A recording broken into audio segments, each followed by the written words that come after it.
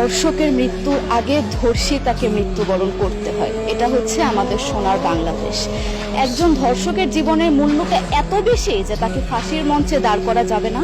আমরা বাংলাদেশে কয়জন ধর্ষকের নাম জানি যাকে কঠোর থেকে কঠোরতম শাস্তি দেওয়া হয়েছে, যাকে ফাঁসির মঞ্চে দাঁড় করা হয়েছে? আমরা কি আদৌ কেউ জানি না।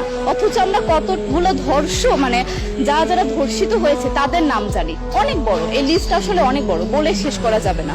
কুমিল্লার তনু, মাগুরার আসিয়া, 2 দিন আগেও কিশোরগঞ্জে 8ম শ্রেণীর একটি ছাত্রীকে বাসা থেকে তুলে নিয়ে ধর্ষণ করা হচ্ছে। বাবার হাতে মেয়ে ধর্ষিত হচ্ছে, ভাইয়ের হাতে বোন ধর্ষিত হচ্ছে। আমরা আসলে নিরাপদটা কোথায়? আমার মনে হচ্ছে আমরা যেন আইয়ামে জাহেলিয়া যুগে চলে গিয়েছি।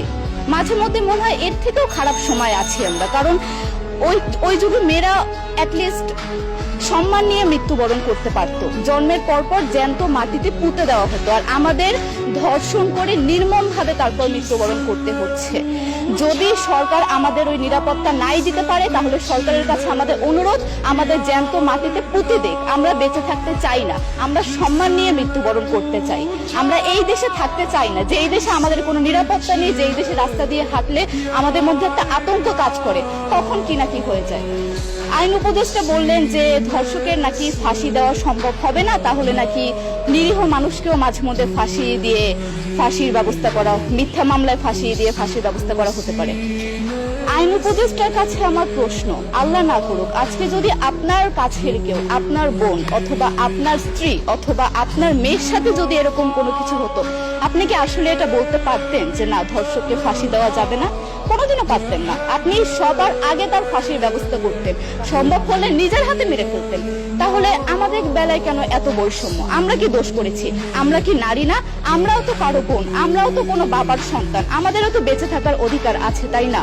কিছু হলে মেয়েদের পোশাকের দোষ দেওয়া হয়। আমার কাছে প্রশ্ন, একটা 8 বছরের শিশুর মধ্যে এরকম কি থাকতে পারে যেটা একটা পুরুষকে অ্যাট্রাক্ট করবে, যেটা একটা পুরুষকে সিরিয়াস করবে? সেরকম হলে আসলে ধর্ষণ করা হতো সবসময় প্রাপ্তবয়স্ক মহিলাকে। কিন্তু আমরা আসলে পরিসংখ্যান গবেষণা করলে দেখতে পারি যে ধর্ষক সবচেয়ে বেশি করা হচ্ছে শিশুদেরকে, কিশোরীদের সবচেয়ে বেশি ধর্ষণ করা হচ্ছে। দৃষ্টিভঙ্গি পরিবর্তন করুন, চিন্তা ভাবনা পরিবর্তন করুন, ধর্ষকদের আইনের আওতায় আনুন।